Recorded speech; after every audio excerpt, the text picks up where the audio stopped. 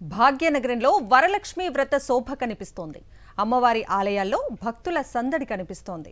శ్రావణ మాసం వరలక్ష్మి వ్రతం సందర్భంగా కొత్తపేటలోని అష్టలక్ష్మీదేవి ఆలయంలో ప్రత్యేక పూజలు నిర్వహిస్తున్నారు.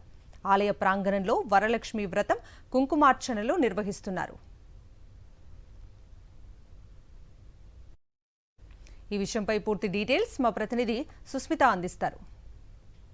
నగరంలోని అన్ని ఆలయాల్లో వరలక్ష్మి వ్రత శోభ కనిపిస్తుంది. ప్రస్తుతం మనము అష్టలక్ష్మి ఆలయంలో ఉన్నాము. ఎక్కడ చూసినా అమ్మవారిని కొలిచేందుకు భక్తులు పెద్ద ఎత్తున తరలి వస్తున్నారు. మనం మొత్తంగా కూడా చూసుకుంటే ఇక్కడ ప్రత్యేక అర్చనలు, అలాగే సాయంత్రం వరలక్ష్మి వ్రత పూజా కార్యక్రమాలు కూడా నిర్వహించనున్నారు.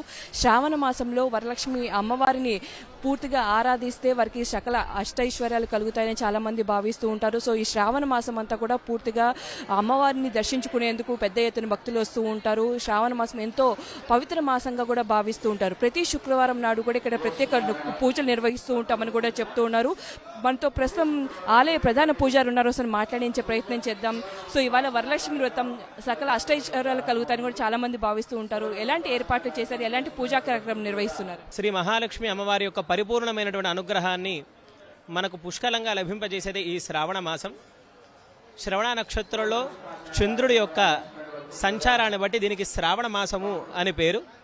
ఈ శ్రావణ మాసం అమ్మవారికి అత్యంత ప్రీతికరమైంది. అటువంటి లక్ష్మీదేవికి నిలయమైనటువంటిది ఈ శ్రావణ మాసంలో మనకు శుక్రవారం చాలా ప్రత్యేకమైంది. శుక్రవారం అంటేనే ప్రత్యేకమైంది, అది కాక శ్రావణ మాసంలో వచ్చేటువంటి శుక్రవారం మరీ ప్రత్యేకమైంది. కనుక ఈ శుక్రవారం అమ్మవారికి ఎంతో ప్రీతిపాత్రమైంది. కాబట్టి మన అష్టలక్ష్మి దేవాలయంలో తెల్లవారుజామున మనకి ఈరోజు 4:30 గంటలకి సుప్రభాత సేవాది కార్యక్రమాలతోటి ప్రారంభమవుతాయి. కానీ మనకి ఇంకా వైశిష్ట్యంగా ఇక్కడ పవిత్రోత్సవాలు జరుగుతున్నాయి. అమ్మవారిని సర్వాంగ శోభాయమానంగా అలంకరించుకుంటారు, చుట్టూ దీపాలతో అలంకరించుకుంటారు. తదనంతరం మహాలక్ష్మి అమ్మవారికి భక్తులంతా చేరి సాయంత్రం 7 గంటలకి సామూహికంగా వరలక్ష్మి వ్రతాలు అనేది నిర్వహించుకోవడం జరుగుతుంది. ముఖ్యంగా స్త్రీలు తమ సౌభాగ్య సిద్ధి కోసం అని చెప్పి ఈ వరలక్ష్మి వ్రతాన్ని నిర్వహించుకుంటారు.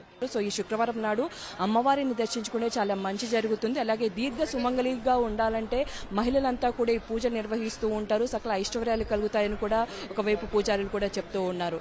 కెమెరామెన్ చందుతో సుష్మిత, సాక్షి టీవీ, హైదరాబాద్.